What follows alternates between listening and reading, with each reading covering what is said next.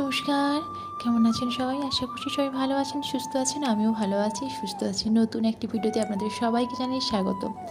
তো চলুন আজকে ভিডিওটা সকাল থেকেই শুরু করছি। একদম সকাল সকাল উঠে পড়েছি। প্রায় এখন বাজে ওই 6:30 মতো। 6:30 অনেক দিন যাবত উঠাই হয়নি বললেই চলে। ওই 6:45 7টা বেজে এখন না, আমি উঠেছি আজকে 6টায়, ঠিক 6টায় উঠছি। আমি সাধারণত উঠি 6:30 6:45 7টা এমনই। আজ উঠেছি 6:30টায়। সকাল সকাল গিয়ে ছাদে জামাকাপড়গুলো ভিজিয়ে রেখে এলাম সার্ফ জলে।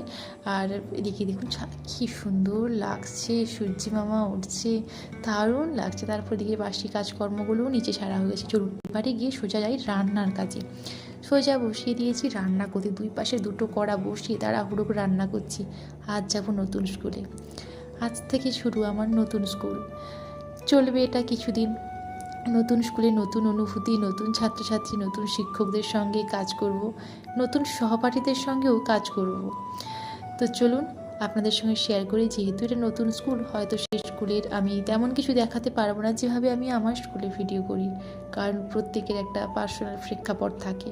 আমি সেসব কিছু চাইছি না, একটুখানি দেখে দেবো। আসলে আজকে যাচ্ছি, আমার বিএড টিচার ট্রেনিং পড়েছে, তাই আমি আমার পার্ট টাইম জব স্কুল থেকে, অর্থাৎ আমার স্কুল থেকে আমি ছুটি নিয়েছি।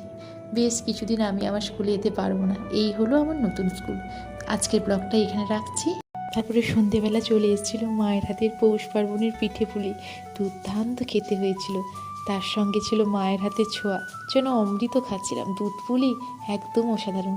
সঙ্গে পাঠিয়ে দিয়েছে একদম আমার ফেভারিট লাড্ডু। চলুন আজকের ব্লগটা এই পর্যন্ত। আপনারা ভালো থাকুন, সুস্থ থাকুন।